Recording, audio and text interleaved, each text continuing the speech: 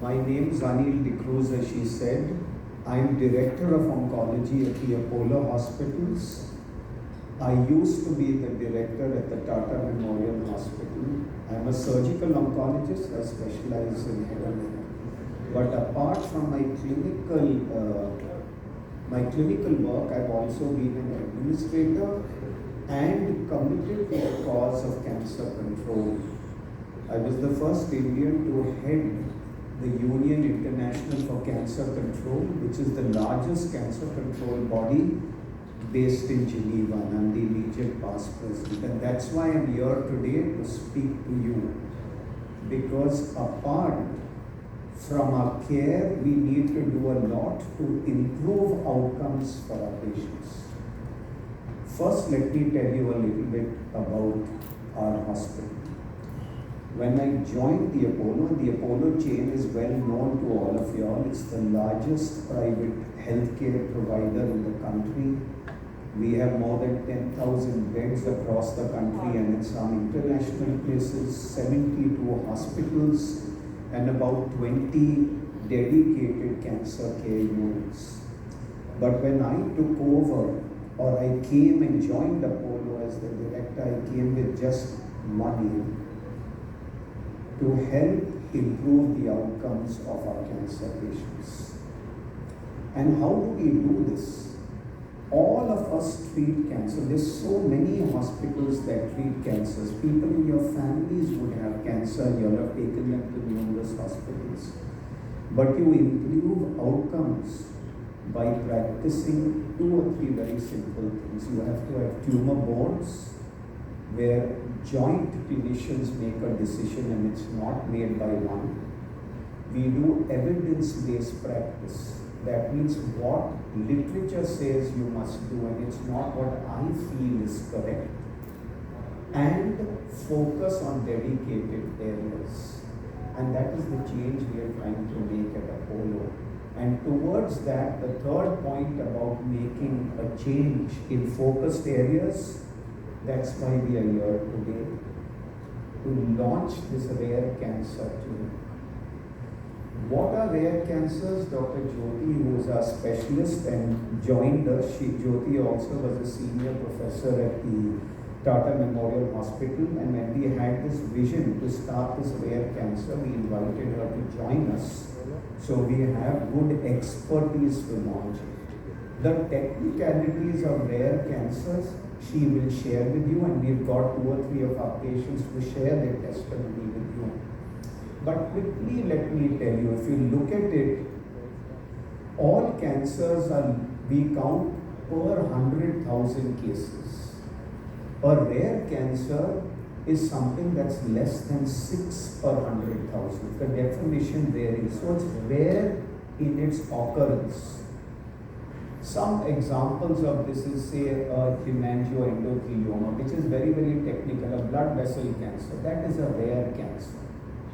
There could also be common cancers occurring in different people, a special population. Breast cancer is the #1 cancer worldwide. But breast cancer in a male is a rare cancer. Now, what is the problem of these rare cancers? Because they are so rare and there is no screening program, they are detected late. For cervical cancer, we have pap smear. For breast cancer, we have mammogram, but no one will suspect that a male can have breast cancer, so the patient presents late. So that is a problem of this. And second, because it is rare, there is not enough strong evidence to treat. So everybody treats these cancers differently. And our quest at Apollo is to have this rare cancer unit where we can create awareness. We need your support for that. People have a dedicated place to come for care, and we can do fine treatment such as molecular testing, genetic testing, which is a part of rare cancers. So with these few words, I'll hand over back to the organizers and maybe Jyoti to take over and give you all a few more technicalities. At the end, we can have question answers, and I'd be very happy to answer whatever questions the listeners. Thank you.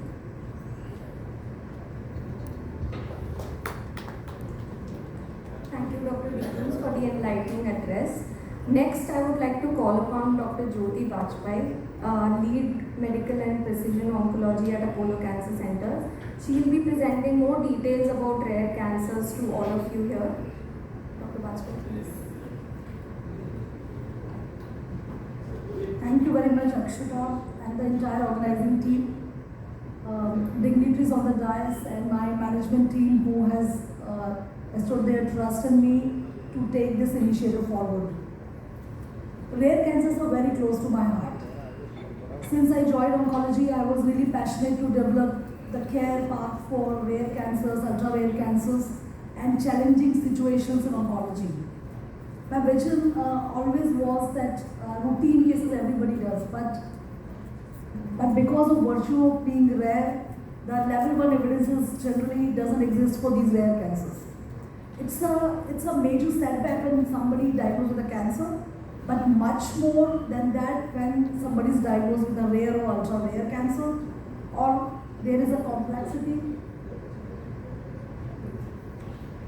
There is a complexity because of multiple other reasons which makes these situations very challenging.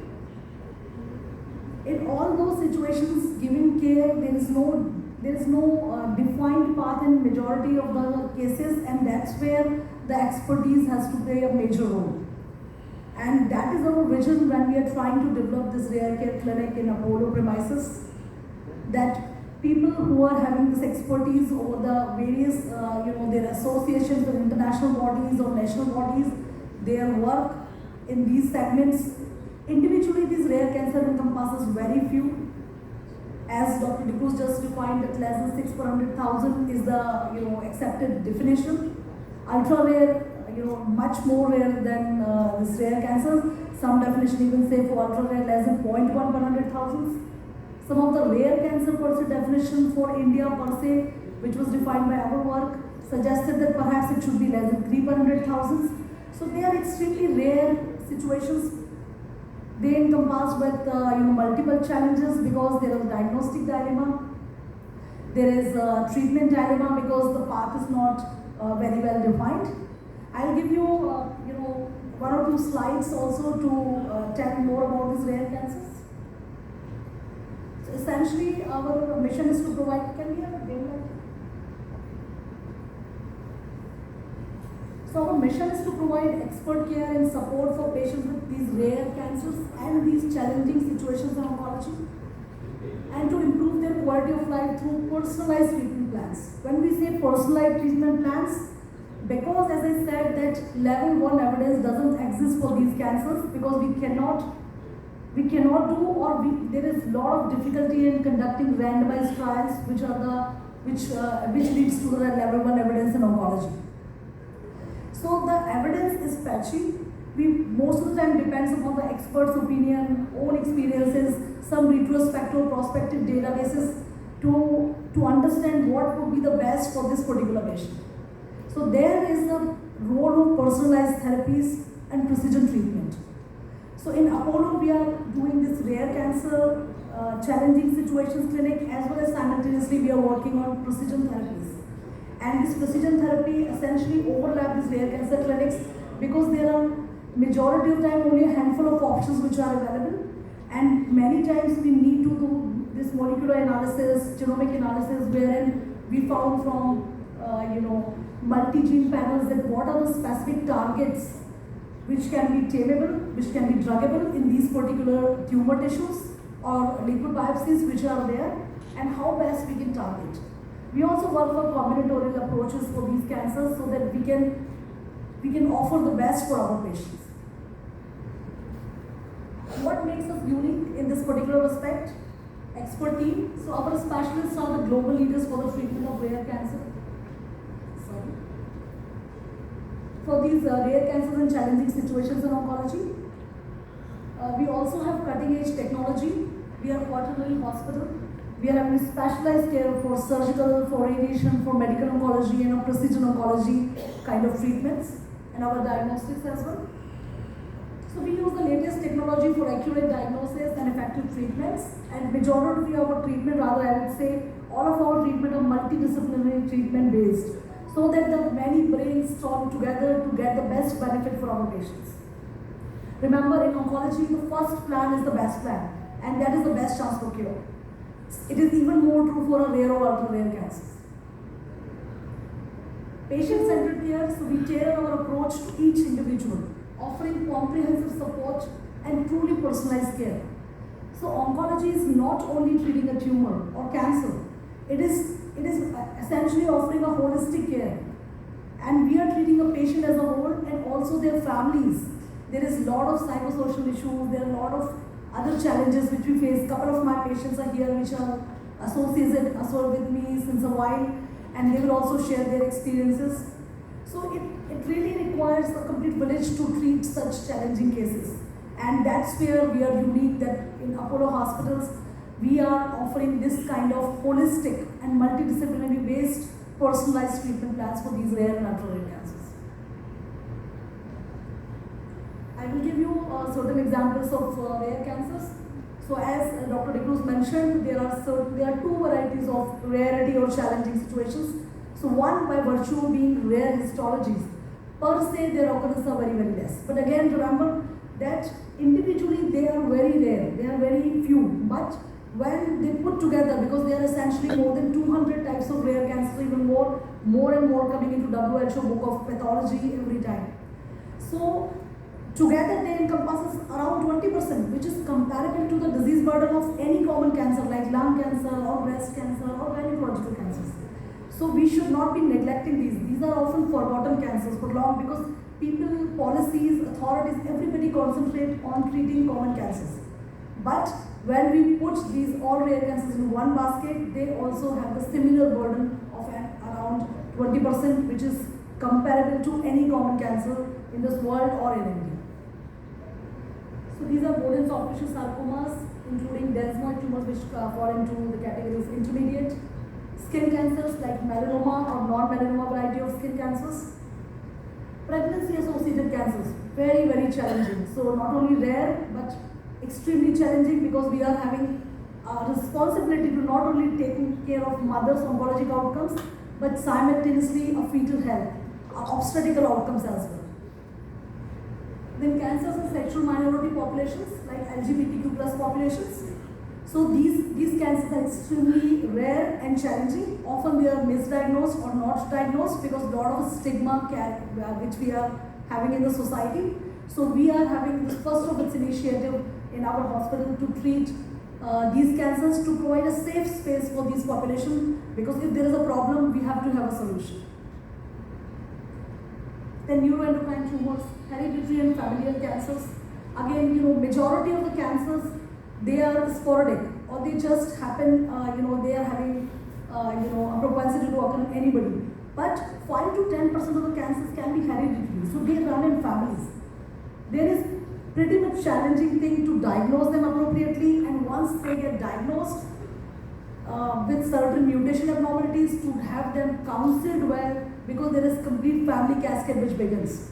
So it is extremely challenging for the particular person, for the family, and we are establishing this kind of care pathway also in our hospital so that we can provide a holistic care with multidisciplinary based people, including the genetic counselors and other stakeholders in this care.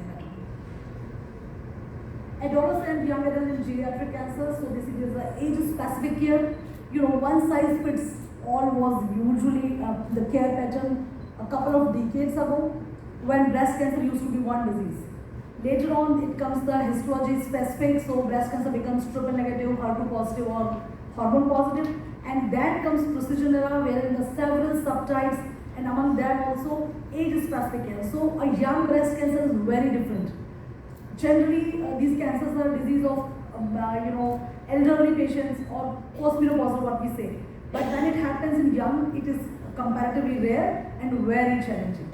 So we have to have a different focus when we are treating a young cancer versus a geriatric cancer. So we are establishing focused clinics under this rare cancer segment for our adolescent and young adult patients, which are defined as 15 to 39 years of age, because their needs, their fertility needs, their sexual quality of life needs, their other psychosomatic needs are very different, cosmetic needs. But in a geriatric patient, geriatric meaning elderly, which is in India defined as more than 60 years, generally world over definition is more than 65, so whichever we take, but these patients generally are having many comorbidities. They are on polypill therapies. So these situations are extremely challenging again because we have to make several adjustments in our drug dosages, in our protocol planning, and how best we should accommodate their reserves, their compromised status due to other illnesses. So we are establishing this geriatric clinic also separately within these challenging situations. Then again, other variety, for the common cancers, garden variety of cancers, anybody probably may be able to treat if there is a decent level of training. But even in the common cancers, there can be very, very rare histologies. For example, breast cancer. There can be rare histologies like tubular, like mucinous, like adenoid cystic, even triple negative considered to be a rare cancers. So if these different histologies are there, or there are certain other challenging situations in breast cancer, like young breast, like triple negative, like pregnancy associated with comorbidities, then again, in spite of having a common diagnosis of breast cancer, these become rare situations or challenging situations. This holds true for other cancers like head and neck, wherein we have thyroid cancer, salivary gland tumors, etc., or in lung cancer, or in any other common cancers as well. Challenging situations in oncology, few have already told because there is a complete overlap. So like geriatric cancers and comorbidities, I was explaining, immunocompromised patients. So with HIV, epidemic or pandemic, I would say later because there was very, very good drugs which becomes available. So it also becomes a chronic disease. And as these patients survive more, there are propensity to develop more and more cancers. Now we are facing this burden that many HIV positive patients, although they are surviving for longer periods, but they are presenting to us with cancers. Again, this is a very challenging situation in these patients with different kind of drugs going on, different kind of immunity status, very challenging. We are focusing to give care to these patients. Patients on chronic steroid therapies for any reason. Maybe there are some respiratory conditions, maybe some other immune-related conditions. But if they need to take prolonged steroid, it becomes pretty challenging to treat them if they develop any cancer. This is also one of the niche area we are focusing.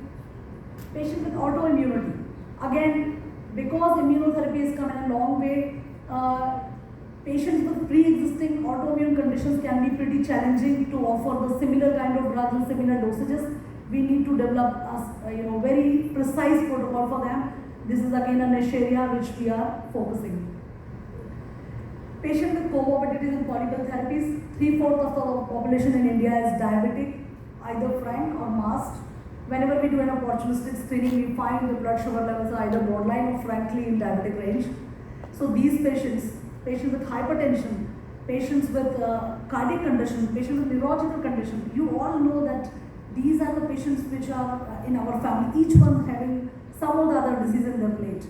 So if these disease burden are there, it becomes challenging to give them similar kind of garden variety treatment. Again, they require precision care, and where we focus among the challenging situations in oncology.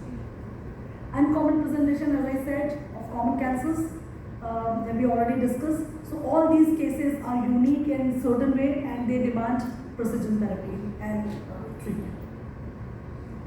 So symptoms, there can be n number of symptoms, very few I am noting here. There can be persistent cough or shortness of breath for prolonged period. These are the symptoms which can be due to an infection also, but if they are present for prolonged period, we should not neglect and come to expert notice as early as possible to get detected in time. Changes in moles or skin lesions. Many times melanoma get misdiagnosed for just navias or moles. They can be,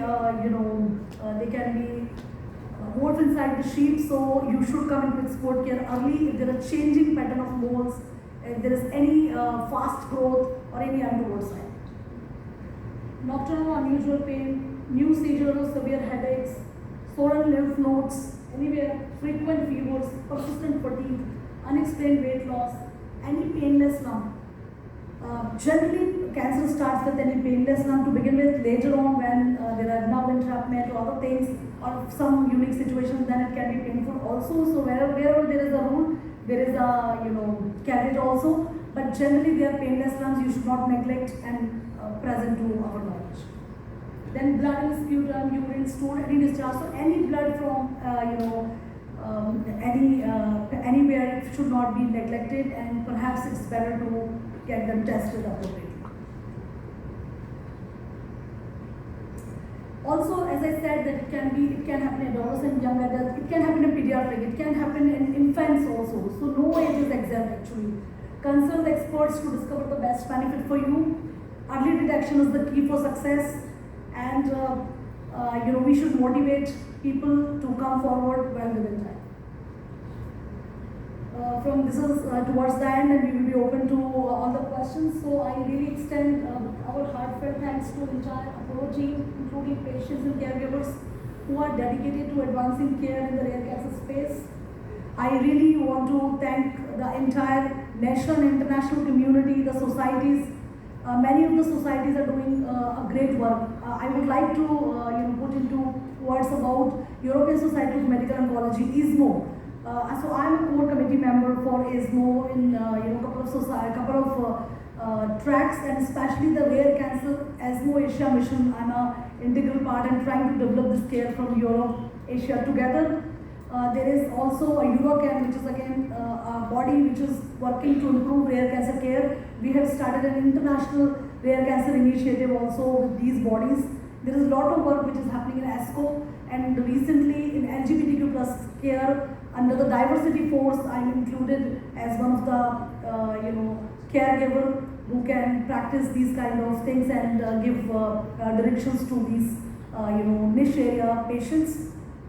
So there is a lot of work which is happening, a lot of researchers which are relentlessly working in this space. I want to thank each one of them who are working towards the progress of these segments care.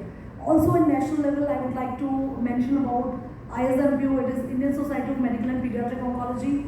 So I happen to be the joint secretary for this society, and we are again establishing a rare cancer unit within that society also, which can join hands with collaborative efforts from other national and international bodies to advance the care pattern in this area.